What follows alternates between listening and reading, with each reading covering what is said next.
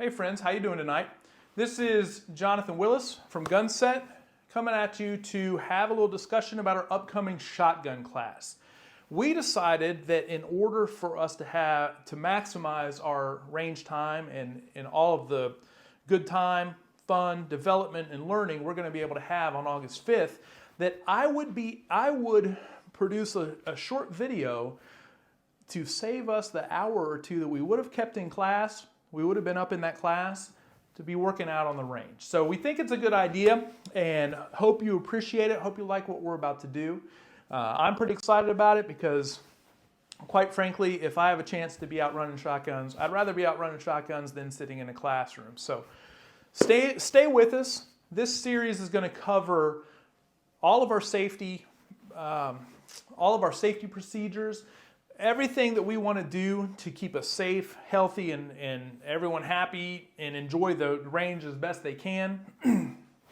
We also want to go over these shotgun systems and talk about their nomenclature and have a commonality in our language as we're going through this class, and so we're all on the same page. If we're not on the same page, if we're using different nomenclature to describe a different part, or to really get the most out of a drill or some kind of functionality of our shotguns, we want to all be on the same page of language and how these guns are designed, set up, and described. So we're going to go over all of the parts and nomenclature of these shotguns, and we're also going to go over kind of an introduction to shotgun setup.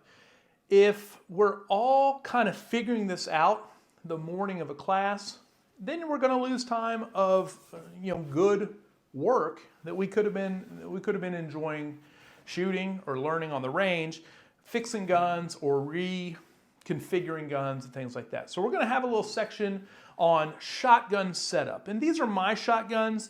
They're set up. This may not work for you, but this is going to be just a general discussion of how we would like to approach the shotgun setup specific to the context of home defense or defensive employment of the shotgun. So stay with us. We're going to have a good time. We cover this stuff and we're going to be able to get right to it on August 5th. So stand by. Talk to you soon. Friends, let's talk about the most important thing of our day together and any day we spend together on the range, working it with Gunset on pistols, ARs, shotguns, even our trauma class, whatever it may be, and that's safety.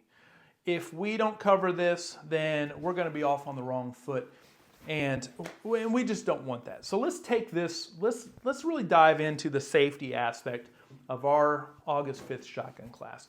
So first and foremost, before we even unpack these guns or we meet up on that morning, let's talk about getting ready for the class. Probably the most important thing, it's the end of July, we're moving into the beginning of August. Probably the first thing for you to be focused on more than anything is your hydration and your well-being prior to the class. So I would suggest to you, the night before the class, get plenty of sleep. Be hydrated the evening before. Hydrate heavily the morning of. We'll have plenty of time for potty breaks and everything like that. No problem at all. We'd rather have you really well hydrated so we don't have any issues in that August 5th heat or sun potential. So hydrate, hydrate, hydrate. We're going to reinforce that throughout our days together, or throughout our day together, and any other class we're ever in the Gunset offerings together. So hydrate, hydrate, hydrate. Bring plenty of water and be ready for a day of work. Maybe cut back a little bit on the coffee the morning of, but we want you to come and be well hydrated. That's probably the most important thing. I would say the most common issues on range of a health and safety nature, especially in summer, is related to dehydration and heat stress. So be ahead of the game on that. Consider some electrolytes and some things like that in your cooler to keep you going throughout the day. So also kind of on par with that, other environmental concerns, dress for the weather. If it's raining, if it's sunny as can be, it doesn't matter. We're out there doing work. So be prepared for the environment that we're going to be operating in. I tend to wear long sleeve shirts that are super light but keep the sun off of me. That's just kind of how I approach the sun problem. Do what you need to do. Bring sunscreen. Dress how you need to dress to protect yourself from these environments. We're out on a concrete pad for most of our work, so that sun reflection can get to you. So if you wear shorts, that is going to come up on those legs. So a lot of sunscreen, and be ready for that. Consider that really light long sleeve shirt like I wear, or some of these other sun shirts, and obviously a hat. Wide brim hat is something I often wear, but at least a flat billed hat. We wear hearing protection, so that covers our ears a little bit. Want that sunscreen on the back of our necks and everything like that. So be ready for the environment, dress for the weather, rain, sun, sleet.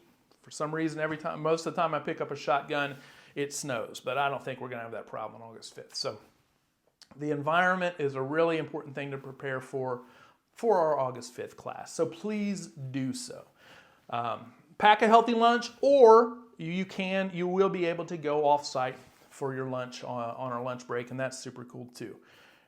Eat as you're able to tolerate for the weather. So do what you got to do with that. But let's get those environmental things kind of off the table first and foremost, so we don't have any issues that could have been prevented. Sound good? Next, as we're approaching starting to do some work on the range with these amazing weapon systems, these shotguns are a lot of fun. So let's think about our mindset as we approach our day.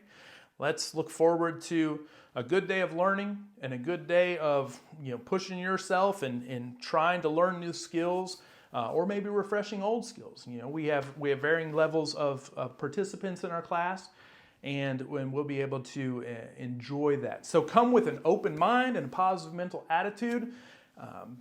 Pay attention, follow instructions. Don't get ahead, don't get behind. We'll have a good time. If you keep that mindset in the right place, then we'll have a good time from a learning standpoint. If you're having a good time when you're learning, we're probably going to be safer too. So it fits in there. All right. So we covered our environmental considerations. We covered our mindset and things like that. Now you probably want to talk about guns, right? And who doesn't? Because these things are phenomenal. We're gonna have a lot of fun with our shotguns. Whatever you're coming with, we're gonna have a good time. So we get out on the range. Let's not get ahead of ourselves. Let's follow instructions as they're given. You'll be given very clear and concise instructions on where to place your firearms, how to place your firearms, and when to access your firearms. So we'll be able to move you through all that. So you don't have to be concerned about that. We'll take these steps together as they come about. So let's go review our general firearms instructions. And we like to kind of use clear, concise language in these. Not to be redundant, some of you have been training at a very high level for a very long time, but we have to cover these universal firearm safety rules. First and foremost, what's number one? To put it simply, all guns are always loaded. All right? When you're approaching that firearm, whether you know its status or not, you will consider that it is loaded or ready to fire until proven otherwise. So before we do any kind of manipulations, we will be our common language that we use for our shotgun class will be check the chamber, check the lifter, check the follower. And those are very clear, easy things to visualize. And we'll know the status of our shotguns at all times.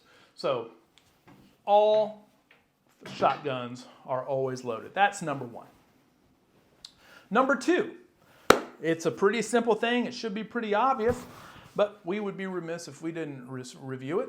Never point a gun at anything you're not willing to destroy. These shotguns are arguably and potentially the most devastating weapon systems a civilian can own. The firepower coming out of one of these guns is extraordinary, significantly greater than any pistol or most rifles that we train with on a regular basis. So a shotgun is an absolutely unforgiving weapon system. If you pointed at something and happened to press trigger, bad things are going to happen. So we're going to maintain a very strict policy. I think you all would be in agreement that you don't want anybody pointing a gun at you. I don't want anybody pointing a gun at me. And we don't want to point a gun at anything that we're not willing to put a hole in. So sometimes they joke, we're not going to point a gun at anything that we're not willing to destroy or buy.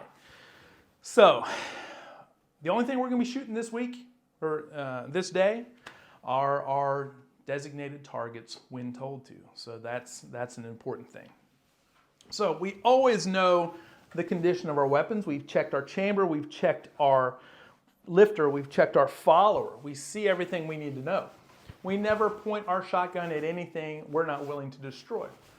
And we keep our finger off the trigger until we're on sights, on target, ready to fire.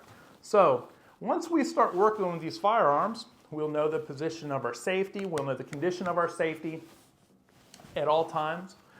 When we are not firing, our finger will be indexed on the flat of the receiver in a position you see here. And that's what we'll be going for at all times. Anytime we're not shooting, that finger is going to be indexed, and we'll know the condition of our safety. So we keep our finger off the trigger until we're on sights and ready to fire. So everyone tracking with that? Obviously, should be pretty easy to follow that. Most of us have a habit of picking up anything shaped like a gun, and we go straight to a proper index. We'll be keeping an eye on that. Keep an eye on yourself, and we'll have a good, safe time with that. So, all guns are always loaded. Never pointed at anything you're not willing to destroy, and keep your finger off the trigger until we're on sights and ready to fire. Lastly, always be certain of your target and what is beyond it and what is around it. We have a pretty high berm where we're going to be operating at the Xenia Police Training Facility. We're very fortunate in that aspect. But at the same time, we're always going to be aware of what is, where our target is, what's anywhere near our target, what's beyond it, what's around it, and keep this in mind continually throughout our day. When we're coming down to firearm safety, pretty much it comes down to two things where people are accidentally or negligently injured. And that is if we violate the rules of muzzle discipline or trigger discipline. If you maintain the rules of muzzle discipline and trigger discipline at all times, then everything's going to be cool. Tom Givens calls these the two absolutes of firearm safety: trigger discipline, muzzle discipline. So we'll be working through that. We won't have any issues. I think you'll all agree that these are pretty safe and fair expectations of everybody. We'll hold ourselves accountable and we'll have a good time. So our goal of the day is to have a positive learning environment with no injuries, good vibes, good shooting, and a good day.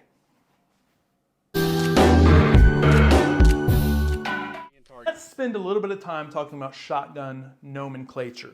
Now, some of you, this may be a very familiar revisiting of what you already know, and that's cool. It never hurts for us to revisit these discussions, because sometimes you'll get in the moment and you'll be like, oh, that thingy or this thingy.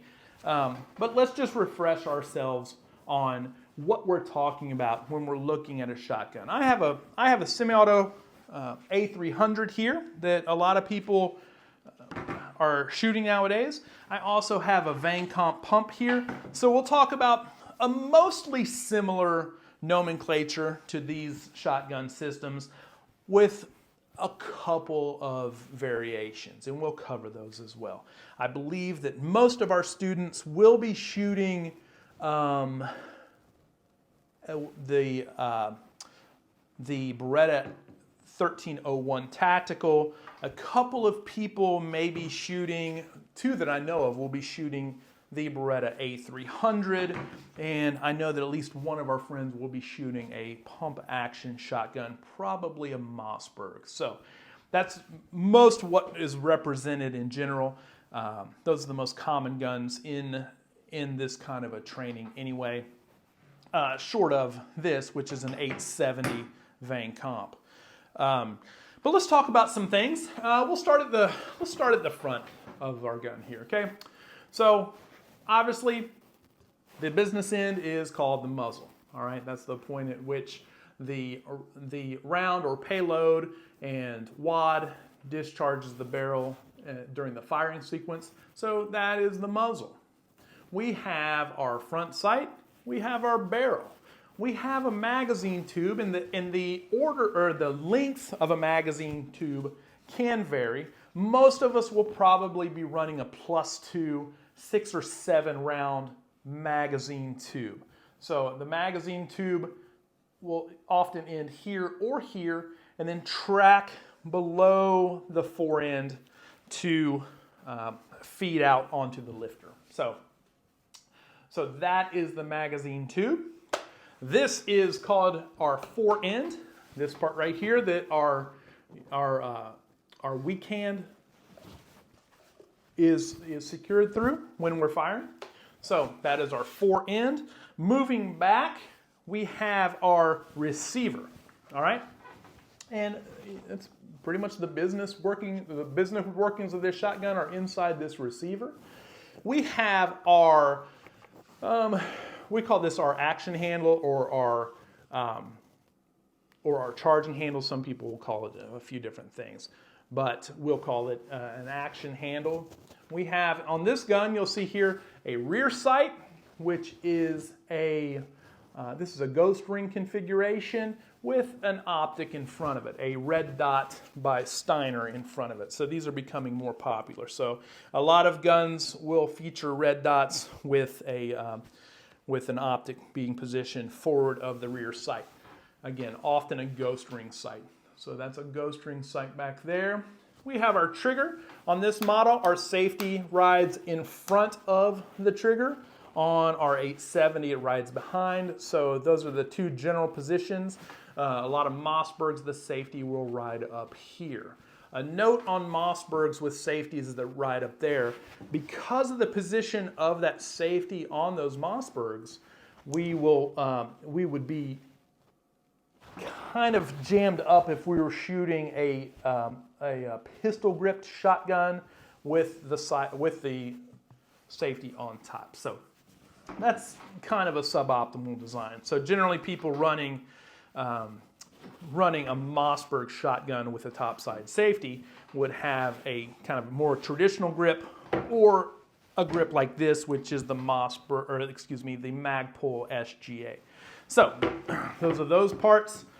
Here we have the grip. Moving back, well, let's look at this. We have our loading ports underneath. This is a lifter. That is the part that when the action operates, it lifts the round so that the bolt, which is right here, can move the round into the chamber for the firing sequence. As you just saw, this is obviously the bolt release. Push it right there, bolt moves forward, part of the functionality of the gun. So, bolt release on a pump. This is an 870. We'll call this the action release. This little nubbin under here in front of the trigger guard, push that in, allows the forend to cycle back, opening the bolt, opening everything for access. That's part of the firing sequence, but that's called the action release. Obviously, you all know what the trigger is. We'd probably have questions if you didn't know that by the time you show up here. We know where the trigger is. And we keep our finger off that trigger until we're on sights and ready to fire, right? Good things. So, stocks are of varying length and varying design. You see these SGAs from Magpul. This is the stock that comes on an A300.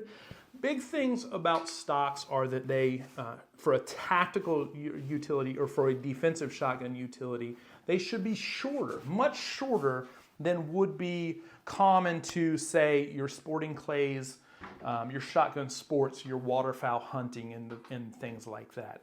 So for a defensive shotgun, it should be a shorter overall stock. The portion of the stock that your cheek marries to when you're on sights on target is called the comb.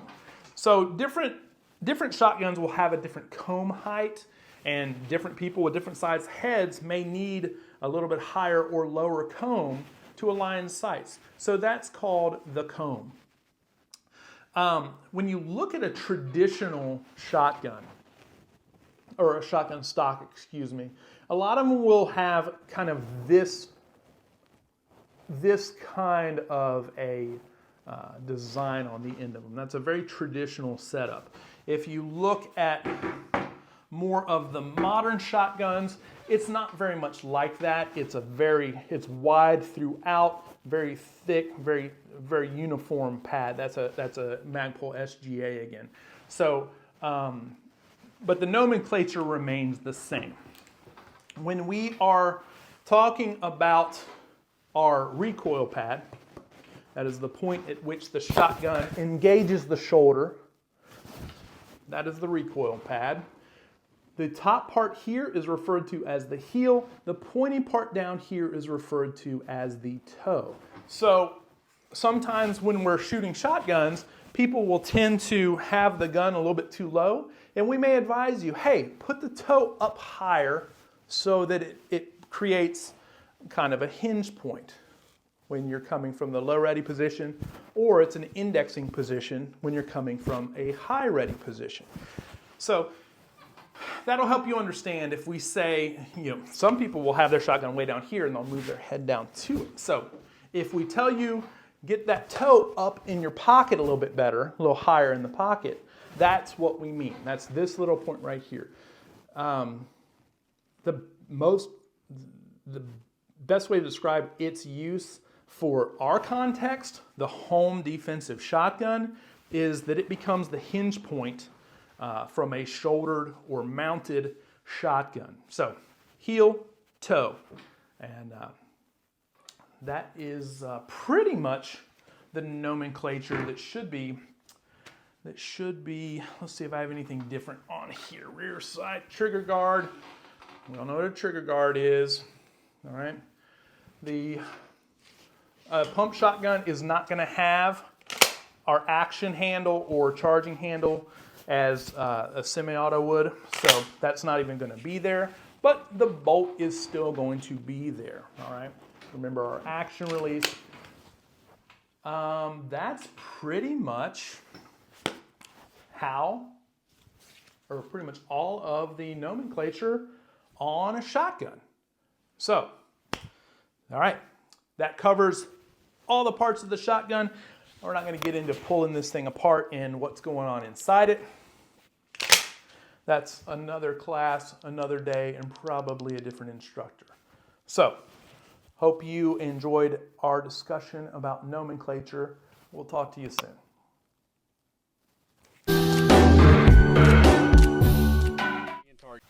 All right, friends, this is kind of the fancy part of the discussion. I think anytime we're talking about shotguns and especially when we put the shotguns out, we're going to look at everyone's shotguns, and you're kind of, oh, what's on that one? What is that gun? How's it set up? This is a fun part. We're going to get more into the weeds on parts and specifics of setup for our shotguns, okay? Now, just so I can get it off the table, for purposes of our foundations level class, we are not going to be utilizing slings. Now, when we come back and we do our applications class, or a lot of shotgun classes you may go to as you progress in your journey, will require or encourage the utilization of a sling. Again, for our context, that's not what we're going with. But for this one, this is my favorite sling. This is the same sling I use on all my shotguns. This is the sling I use on my ARs as well. And this is the Vickers padded sling by Blue Force Gear. I absolutely love this sling. I've spent a lot of time in it, and it's wonderful. I really, really do like this sling a lot. I'm pretty used to it, and it fits me quite well when I'm using my shotgun or AR or what have you. So, little clue about when you do or should you employ a sling. Kind of the most desirable way to set it up is on the, I'm a right-handed shooter, obviously, as you're looking at me. So on the rear, we want it connected to the right side of the shotgun. And that's such that, everything in the background is clear for any of you wondering already. That's in case I'm shooting and for some reason I have to do a transition, I can still operate this shotgun and it doesn't choke me out. If I had this part of the sling going into this side of the shotgun, as I close that gap, it would come across and choke me and be weird. So I like my slings to be set up as you see it here, and that is right side. If you were a left-handed shooter, it would be left side, but on the front it would be on the right. For a right-handed shooter, it is right side of the stock and left side on the front end. So I'm going to take this off just so I can show you without getting wound up in a sling. Okay, real simple to take off. A sling is when you go to a class where you're using it, it's really important that you pick a good one, because for purposes of a shotgun or a long gun, the sling is our holster. For lack of a better description, the sling becomes our holster. So you want to be able to, if you're not using or actively employing the firearm, be it a rifle or a shotgun, you want to be able to tighten it up, keep it close to body, and maintain muzzle discipline at all time. Sometimes it's pretty frustrating when you go to some long gun classes where slings are being employed, and you see people with super slack slings, and you'll see them bend over and they'll muzzle people behind them, and it's really kind of an uncool thing. Using a sling is a skill set, and you need to understand how to do that, and we'll cover a lot more of that in our applications shotgun class in October. So more on that later. I really like the Vickers padded sling by Blue Force Gear. These are phenomenal slings. I do use a QD on the front, and that's just my personal preference. So let's get into, all right, what are most of you going to be carrying? Most of you are going to be carrying a Beretta 1301. So we'll cover how my Beretta 1301 is set up. This is the most popular shotgun out there nowadays, so it's worthy of discussion. So this is a Beretta 1301 Tactical.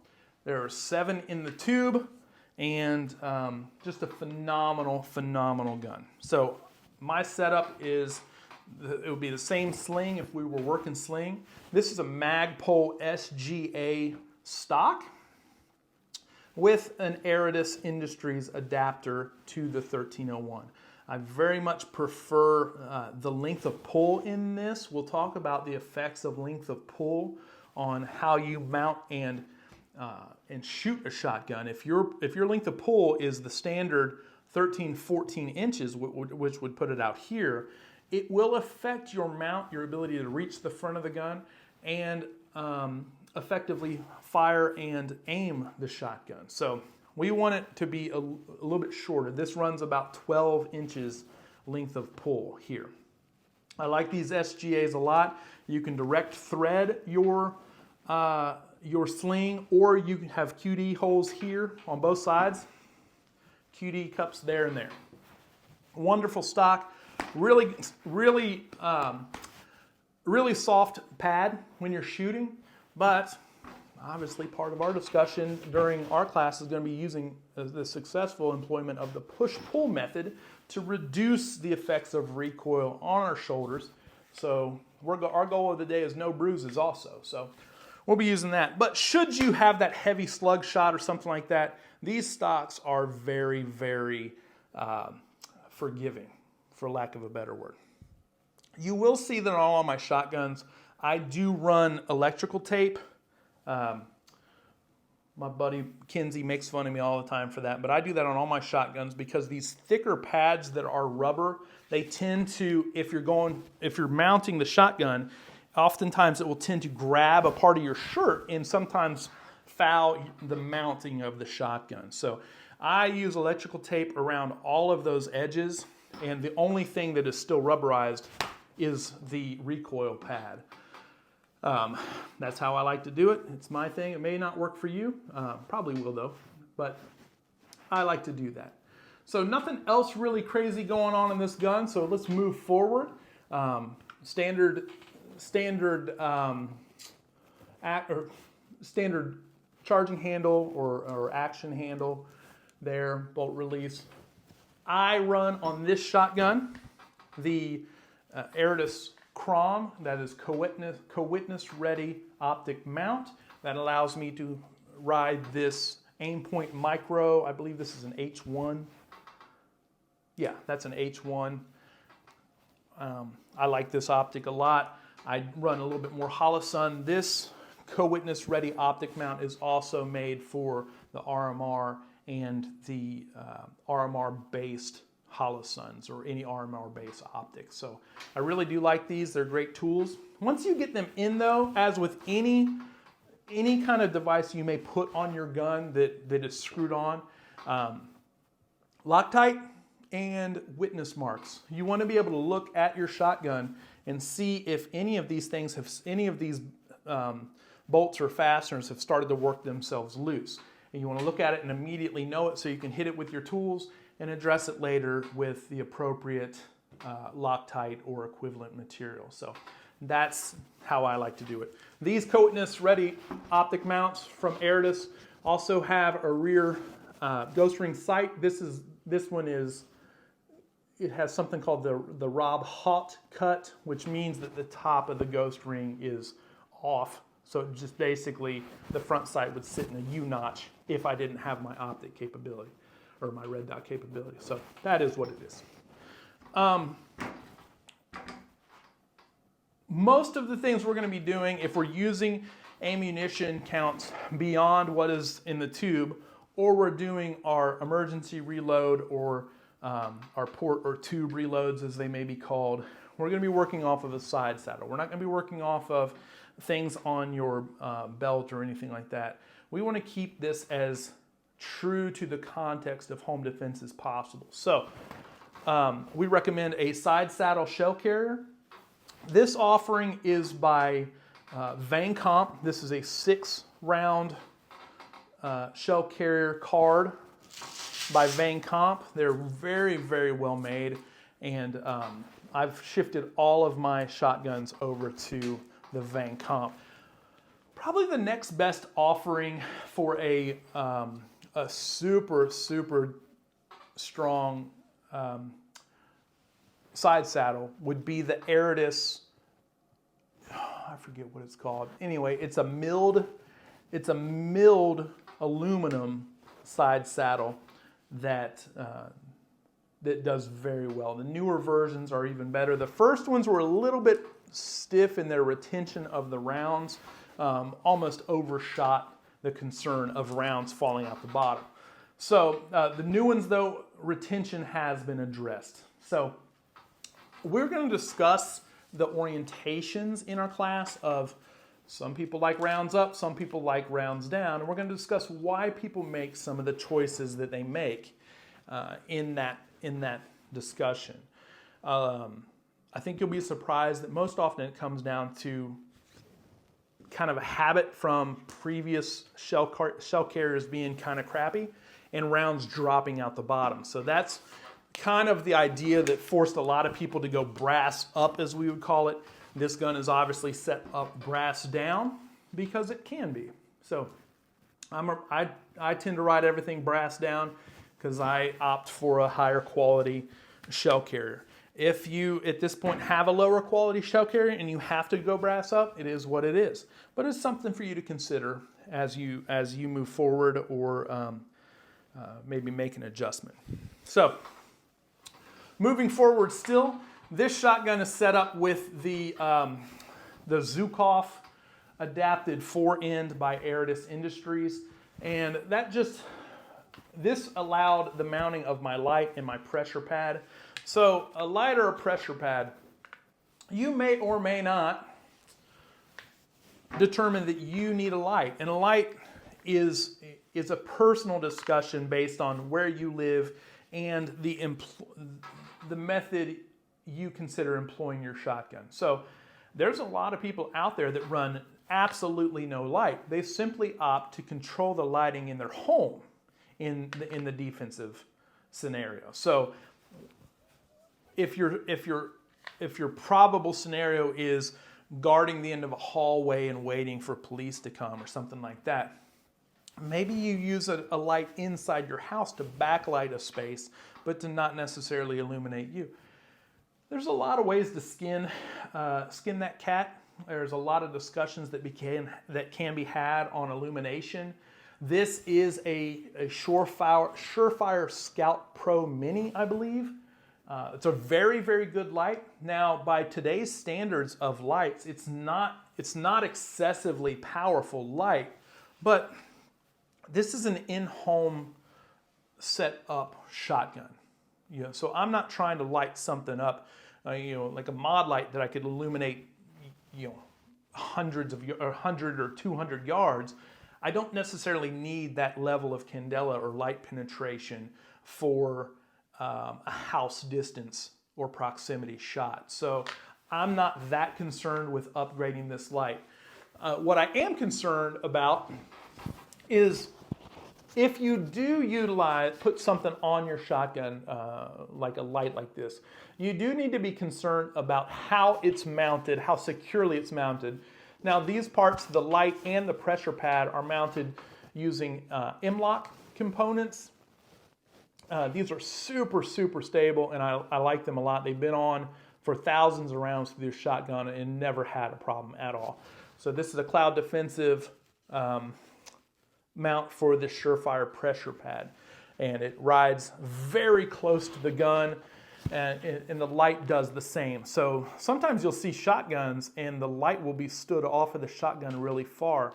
Under the violent action and recoil of a shotgun, if your light was standing off 3/4 of an inch or a 1/2 inch even, it would be putting a lot of leverage force on the light mount and could tend to break it or have some problem malfunction otherwise. So if you are going to mount a light or you're mounting anything to your shotgun, keep it as super low profile as you possibly can and offset those force potentials of what goes on your shotgun. So that seems to make sense, I think. Moving forward here, this was this has a Nordic Plus 2 with the Nordic barrel clamp. This isn't on there necessarily to keep it on there, but this isn't on there to keep. You don't necessarily need a barrel clamp, is what I'm saying. So you may have a QD mount located in a different place. Like this Beretta A300 came with a barrel mount. I don't run it. I don't need it because I use a QD mount on this one. I'll show you more about this gun in a moment. But this is a Nordic Plus 2 that came with this barrel mount. It just has a really good QD cup in it, and it's a super stable milled piece of equipment. So I like it and I kept it on. Again, with the witness marks, you need to know the status of any fastener on your gun at all times. So put a witness mark on it and go to work. So that's the Beretta 1301. This is a Beretta A300 Ultima Patrol. I know at least 2 people in the class will be running this identical gun. This is a phenomenal gun. This cannot receive an SGA stock from Magpul, so it does have the stock that came with it. However, this stock was shortened to, I believe, a 13-inch length of pull, and I'm super tall, so it works really, really well for me still. It's not a problem at all. Moving forward, nothing else done to this gun except for the Steiner red dot and a Reptilia mount. Again, When you're putting any mount on, make sure you've cleaned the screws, you've cleaned the holes into which they're going, and you use the appropriate Loctite or equivalent in the right torque spec when you're screwing it down. So witness marks, keep everything good to go. Same shell carrier on this shotgun. That's Vang Comp 6 on the side. Moving forward, this is a stock fore-end, which the Beretta A300 has one of the best ones coming out of the factory. It has M-lock in the 3, 6, and 9 o'clock positions. And the only thing I have riding this shotgun is a Magpul QD cup. That's it. Very, very simple layout on this gun. I know a cup, or at least one in the class, will be absolutely bone stock. Again, with the ghost ring sights, fiber optic front, amazing shotgun, no problems at all. Most everything you could need were dealt with by Beretta before it came out of the factory. So, lastly, we're going to talk about kind of a pump shotgun setup. Again, this is a Vang Comp. This is a Vang Comp 870 Police Magnum. This is a really solid built shotgun. Again, with the Magpul SGA stock, taped of course. This has their dome safety, so that when my finger's coming down, I can actually use my knuckle to. I can actually use my kind of the knuckle of my shooting finger to actuate that if I was going to be going off safe. Very handy tool there. This has a Magpul SGA front or fore-end with M-lock slots in it. I don't ride anything there because I have big hands and they would pretty much muck up anything I had going. I don't have a light on this gun. You'll see this has a Holosun 507C on the front. Mounting positions of red dots will vary. This is kind of a different position that Vang has recently put on a lot of some of their custom builds. So oftentimes your red dot will be back here. This is just out here because it mimics the hand position of my pistol, which also has the same optic on it, so that helps.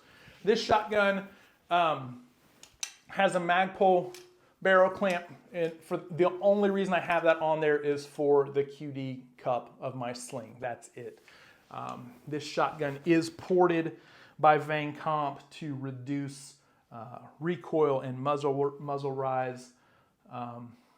It's just a terrific shotgun. It's laid out pretty simply, and I like it a lot. So you may look at these shotguns, and some of this may resonate with you. Some of this may be things that you want to consider with your shotgun.